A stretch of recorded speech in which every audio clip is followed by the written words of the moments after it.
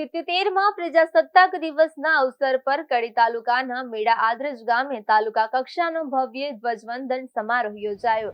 સમારોહમાં પ્રાંત અધિકારી આશિષ મિયાત્રા દ્વારા રાષ્ટ્રધ્વજને વંદન કરવામાં આવ્યું.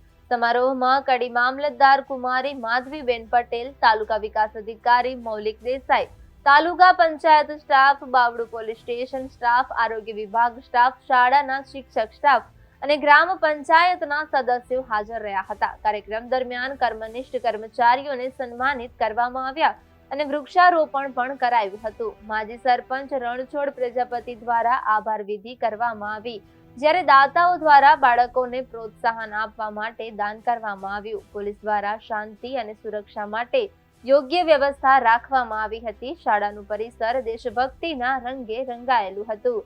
કાર્યક્રમની શરૂઆત રાષ્ટ્રધ્વજ ફરકાવવાની વિધિ સાથે થઈ હતી, જેમાં પોલીસ જવાનો દ્વારા ગાર્ડ ઓફ ઓનર આપી સલામી આપવામાં આવી.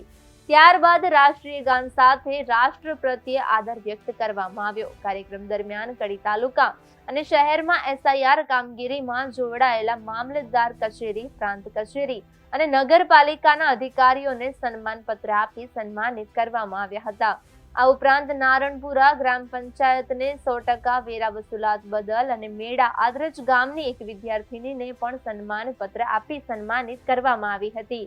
આ પ્રસંગે કડી પ્રાંત અધિકારીએ જણાવ્યું હતું કે 26 જાન્યુઆરી 1950ના રોજ ભારતે વર્તમાન બંધારણનો સ્વીકાર કર્યો હતો અને તે અમલમાં આવ્યું હતું. તેમણે ભારપૂર્વક જણાવ્યું કે ભારતનું બંધારણ દેશને સાર્વભૌમ, બિનસાંપ્રદાયિક, લોકશાહી અને પ્રજાસત્તાક બનાવવા માટે છે.